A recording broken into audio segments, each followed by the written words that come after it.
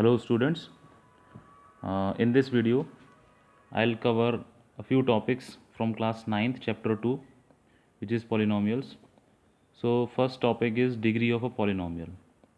Degree of a polynomial is the highest power of the variable in a polynomial.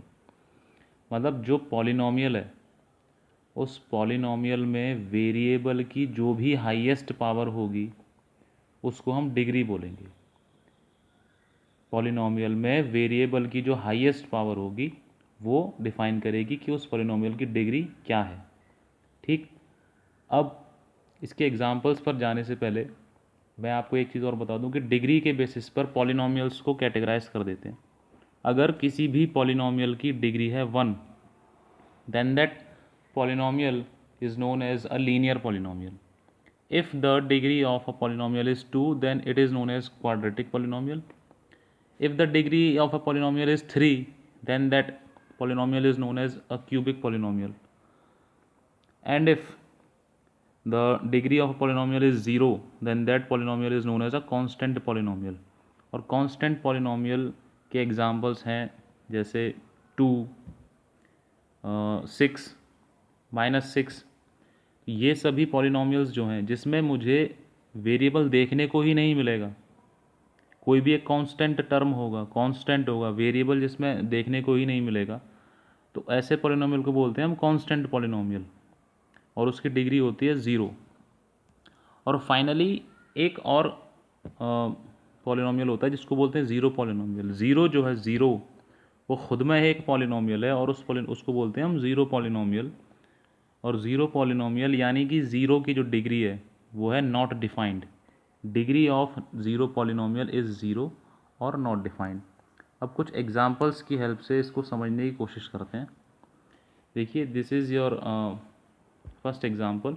First polynomial √2 + x - x². तो इसमें variable की power यहाँ पर है 1 और यहाँ पर है पावर है 2. तो हाईएस्ट पावर क्या हो गई? 2. Therefore degree of this polynomial is 2. और क्योंकि इसकी डिग्री 2 है तो ये हो गया क्वाड्रेटिक. Next is this. यहाँ पर इसकी पावर है 4 और इधर इसकी पावर है वेरिएबल की 1. तो हाईएस्ट पावर क्या हो गई? 4. तो हाईएस्ट पावर 4 है, so degree of this polynomial is 4. Now this polynomial 2 it is a constant term. ठीक है, तो ये एक कांस्टेंट पॉलिनोमियल है और कांस्टेंट पॉलिनोमियल की डिग्री होती है 0. Next is this polynomial. यहाँ पर इसकी पावर है 2 वेरिएबल की, यहाँ पर पावर है 3, इधर पावर है 8. तो हाईएस्ट पावर क्या हो गई? 8. Therefore degree of this polynomial is 8. Next is 0. तो 0 is zero polynomial and it's degree is not defined. Now next -6. -6 is a constant polynomial और इसकी डिग्री है 0. नेक्स्ट है ये x+1. तो इसमें वेरिएबल केवल एक ही प्लेस पर है और यहाँ पर पावर क्या है? 1. Therefore degree is 1 and since degree is 1 therefore this is a linear polynomial. Next x⁵ -x⁴ + 3. तो यहाँ पर पावर है 5 वेरिएबल की और इधर है power 4. So since the highest power is 5 therefore degree is 5. Then u + u³ - 2. तो यहाँ पर वेरिएबल है u, तो u की पावर इधर है 1 और इधर u की पावर है 3. Highest power is 3 therefore degree is 3 और डिग्री 3 होने की वजह से पॉलिनोमियल है क्यूबिक. Next u⁻43 - u². तो इधर इसकी पावर है वेरिएबल की 43 और इधर वेरिएबल की पावर है 2. तो हाईएस्ट पावर होगी 43 therefore degree is 43. So this is degree of a polynomial. Now moving on to the next topic. Next topic is zero of a polynomial. तो zero of a polynomial क्या है? Zero of a polynomial is that value of variable at which value of polynomial becomes zero. तो definition का मतलब क्या है? Definition का मतलब ये है कि कोई भी पॉलिनोमियल है, उस पॉलिनोमियल में वेरिएबल कि जिस वैल्यू पर वो पूरा पॉलिनोमियल ही ज़ीरो हो जाए, वेरिएबल की उस वैल्यू को हम बोलते हैं ज़ीरो ऑफ अ पॉलिनोमियल.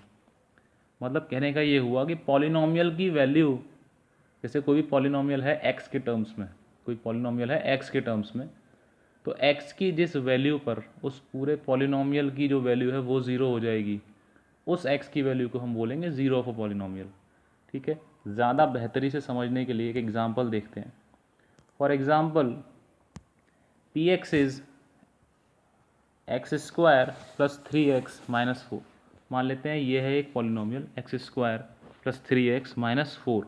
ठीक है, तो मैं x इक्वल टू ज़ीरो पर इस पॉलिनोमियल की वैल्यू निकालता हूँ, मैं पी ज़ीरो निकाल रहा हूँ, तो x को रिप्लेस कर दूंगा मैं ज़ीरो से।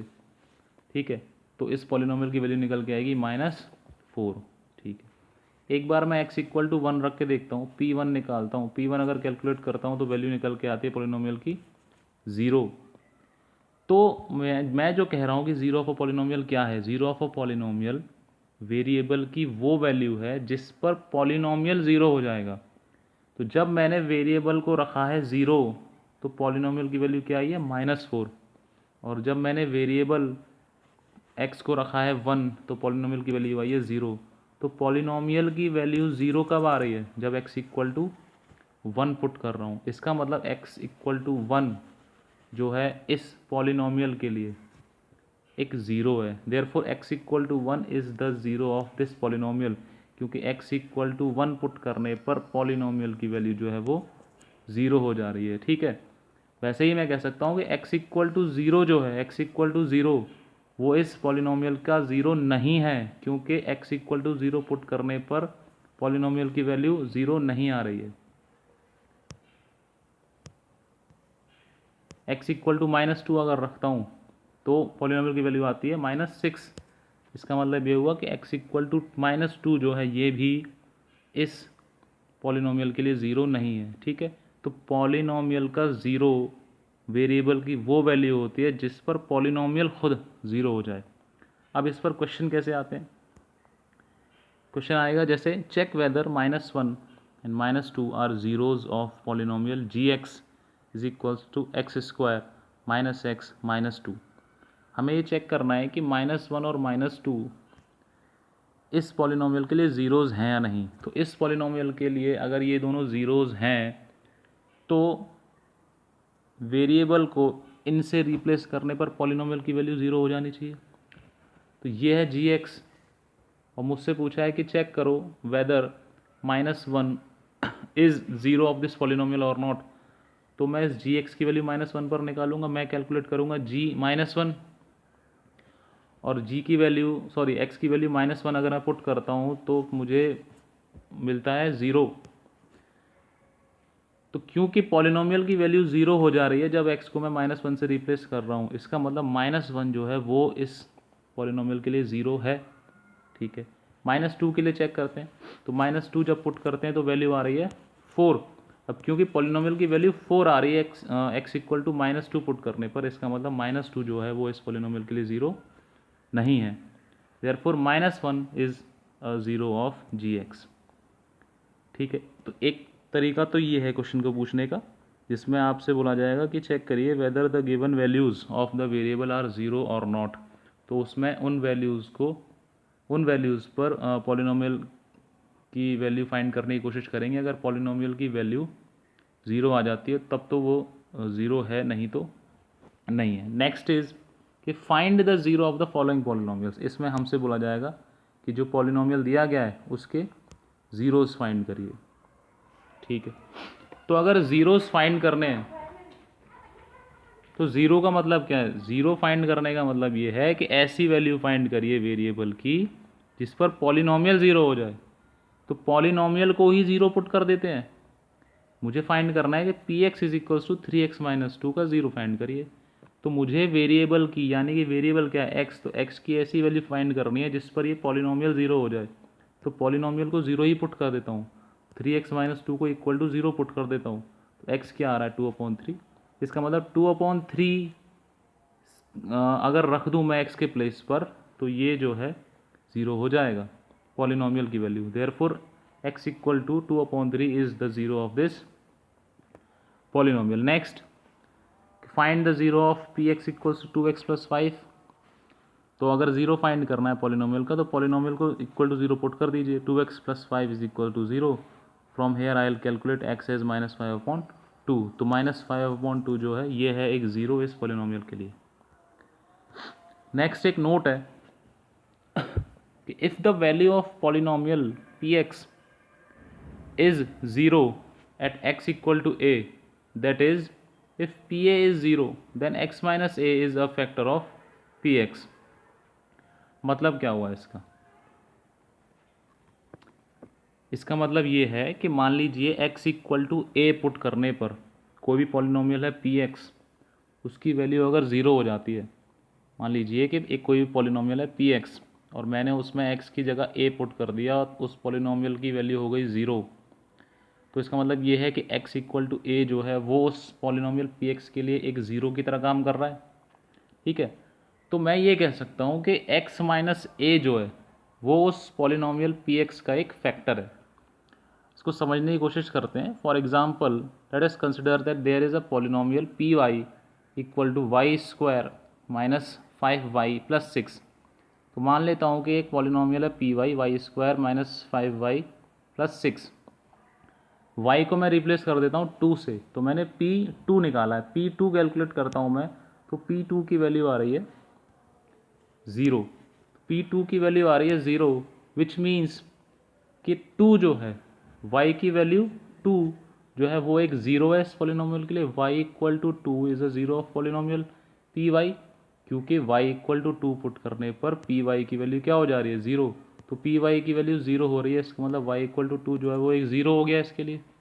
ठीक है, तो मैं आपसे ये कहना चाह रहा हूँ कि y equal to 2 is a zero of p y, therefore y minus 2, इस 2 को ट्रांसपोज करके लेफ्ट हैंड साइड में ले आइए, तो y माइनस 2 जो है y माइनस 2 वो इस पी वाई का एक फैक्टर है, पी वाई का एक फैक्टर है y माइनस 2।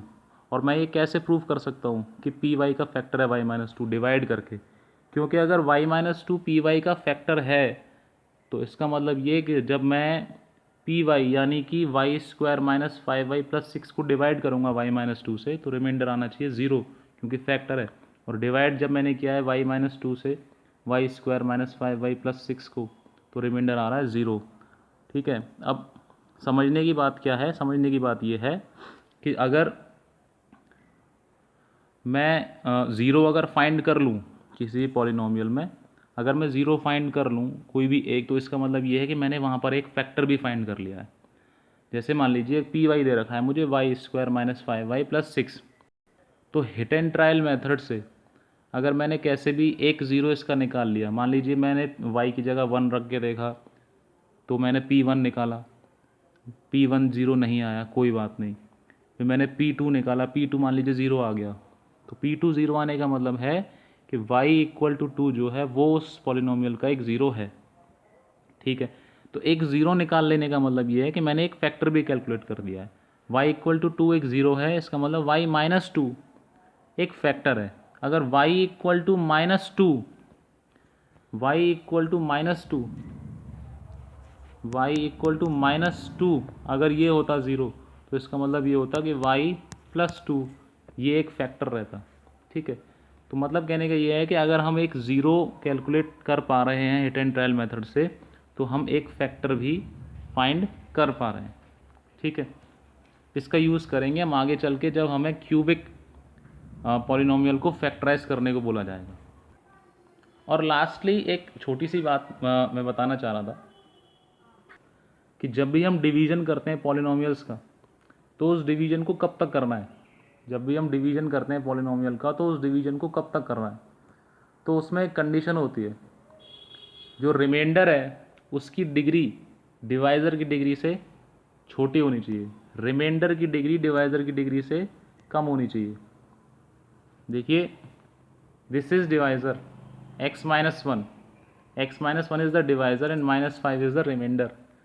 तो रिमाइंडर की डिग्री डिवाइज़र की डिग्री से कम होनी चाहिए। यहाँ रिमाइंडर की डिग्री क्या है? ये एक कांस्टेंट पॉलिनोमियल माइनस 5, इसकी डिग्री है ज़ीरो, और ये है इसकी डिग्री क्या है? 1। ये लीनियर पॉलिनोमियल है, तो इसकी डिग्री है ज़ीरो, इसकी डिग्री है 1। इसका मतलब अब आगे डिवीज़न नहीं होगा। देखिए यहाँ पर इस पॉलिनोमियल की डिग्री क्या है 2 और डिवाइजर की डिग्री क्या है 1, इसलिए डिवीजन यहाँ पर हुआ है। यहाँ पर देखिए यहाँ पर डिग्री क्या है 2, डिवाइजर की डिग्री क्या है 1, इसलिए यहाँ पर डिवीजन आगे हुआ है। यहाँ पर देखिए यहाँ पर डिग्री क्या है 1, यहाँ पर डिग्री क्या है 1, अभी भी इसकी डिग्री डिवाइजर से कम नहीं है, इसलिए यहाँ पर भी फर्दर डिवीजन हुआ है। लेकिन यहाँ पर आकर के डिग्री क्या हो गई है 0 और इधर है डिग्री 1, इसलिए अब आगे फर्दर डिवीजन नहीं होगा।